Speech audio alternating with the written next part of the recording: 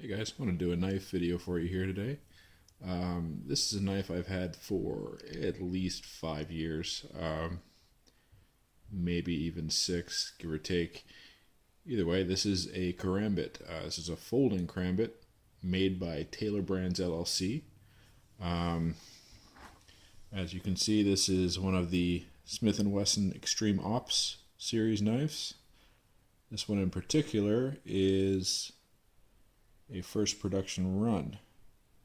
What does that mean? Well, as far as collectability, I don't imagine it means much. This is about a $20 knife. So I didn't expect great things from it. I just thought it was a cool looking knife when I bought it.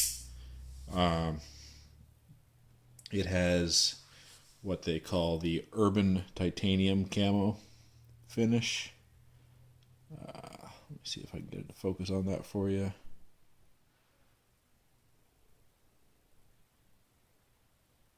There we go. Urban titanium camo.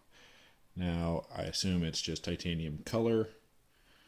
I don't think they've liquefied titanium for a finish on this knife, but especially for $20. But it's decent. Like I said, I've had this for quite a while. My main use for this, and you might find this funny and teach their own, but this is a great orange peeler.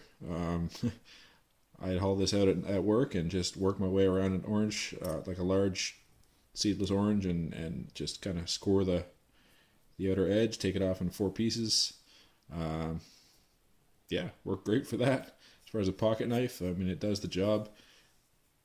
This steel, according to the knife, it is hammer forged surgical steel from China. The model number of this knife, let me see if I can get it to show for you there. It's CK32C is the model number. It's kind of hard to make it out amongst the titanium camo. But this steel on this, they say Chinese surgical steel, hammer forged. One site that I looked at said it was 400 series stainless, pretty vague. And then another site I was looking at said it was 7CR17. So again, this is a first production run, so maybe they changed the steel midway through the production. Not sure, but whatever it started with is what this would have. There's the Smith & Wesson logo.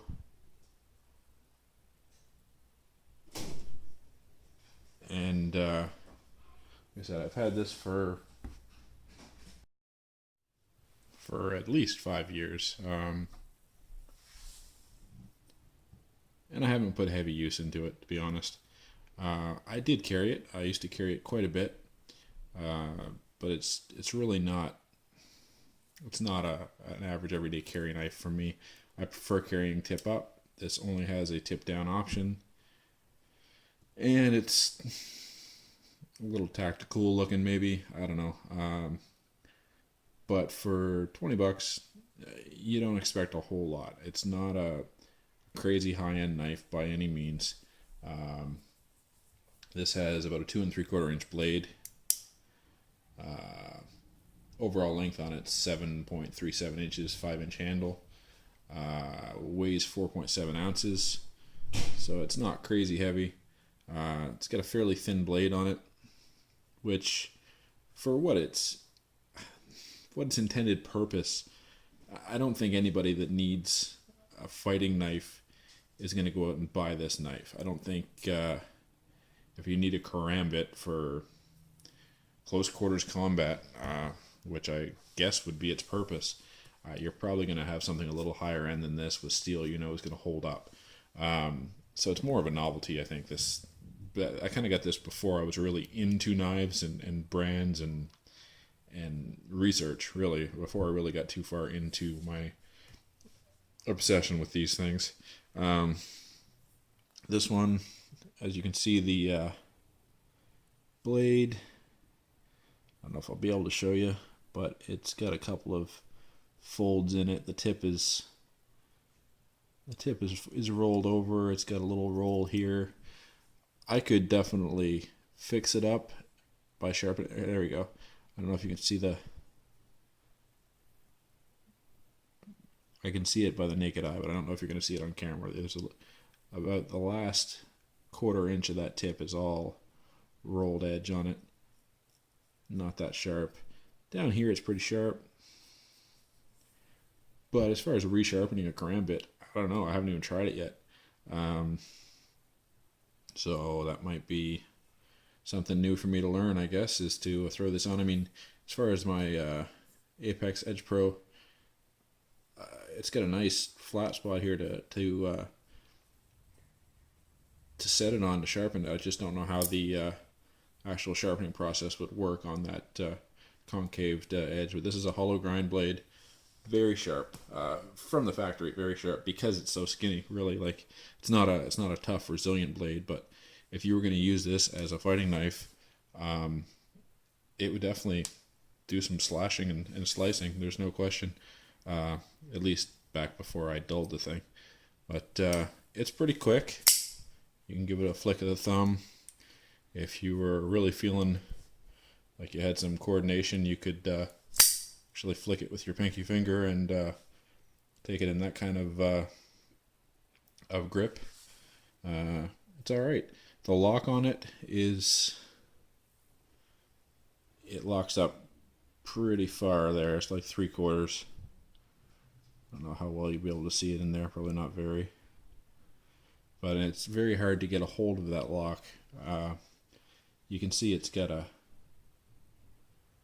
what you would think would be a little bit of traction, but you just slip right over it. You really have to push down and across to get on it. And it's a very strong lock bar. It's not bad. It's a frame lock. Well, you can see that it's under the clip, but it is a frame lock knife. Stainless steel handle. Standoffs there. It's flow through construction, so it's nice and lightweight.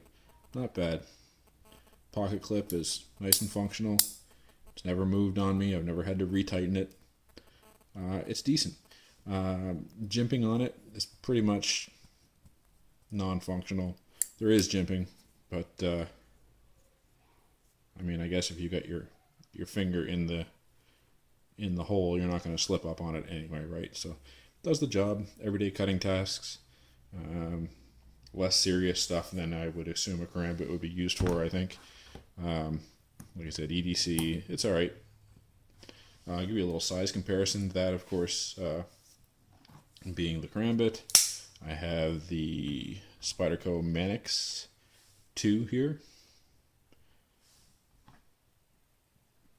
Roughly the same size. Manix is much lighter, but overall, I mean, obviously the dimensions are different with this being curved and everything, but it's a competitive option, I guess, as far as size goes. Much more expensive to go with the Spyderco, of course, but there's a Manix 2 XL for comparison of size. Fair bit bigger. And if you want a good contrast here, we can break out the Cold Steel Recon 1 XL. Obviously much, much larger. But yeah, it's decent. It's I haven't put any heavy use into it. I really wouldn't. I mean, I don't know what kind of heavy use you're going to get out of that. Maybe you could cut some carpet with it. I don't know if that Karambit, if that concaved blade is going to be a good thing for cutting carpet. It may be. Getting up underneath of it, giving it a pull back towards yourself, I guess. But I just, yeah, it's got a fair bit of play here. Now I have not adjusted it, but it's got quite a bit of blade play. I guess that pivot screw should be tightened down, and then it won't open as smooth either. So it is what it is. You got to expect for $20, it's going to be a $20 knife. You can't ask too much out of it, or you better be going out and spending a little bit more on something a little more durable, right? So as far as Taylor Brands LLC, people making the Smith & Wesson knives, at least their Extreme Ops and some of the other series, so far I have dealt with them before. I dealt with them with one of the Magic Assisted Open blades. They were very good. They replaced it for me when it had issues. I had no complaints there. I believe they've got a lifetime warranty on their products. I That's subject to change. I may be incorrect on that, but if I remember right, that was it. Although I know I have one of my subscribers has a Smith & Wesson Magic Assisted Open folder, and he bought it here in Canada. Taylor Brand LLC will not ship him a replacement that's assisted open because they seem to think they're illegal up here, which they're not. They already shipped me one. This was years ago that I got mine shipped to me, but we have no problem here in Canada with assisted open. Autos is a problem, but we're allowed to have assisted. So I wish they'd help him out a little bit more than they have, but it is what it is. Guess it all depends on how much you want to fight for your rights up here and for what would be right. They should be sending him what he purchased originally, and it shouldn't be an issue. There are distributors here in Canada that bring in that series of assisted opens. But anyway, that's what this is. Taylor Brand LLC produced Smith & Wesson Extreme Ops Karambit in Urban Titanium Camo. Thanks for watching, guys. As usual, if you have any questions, comments, go ahead and fire me a message down below. Hit the like button, subscribe, and keep in tune, and we'll get you some more videos. Thanks.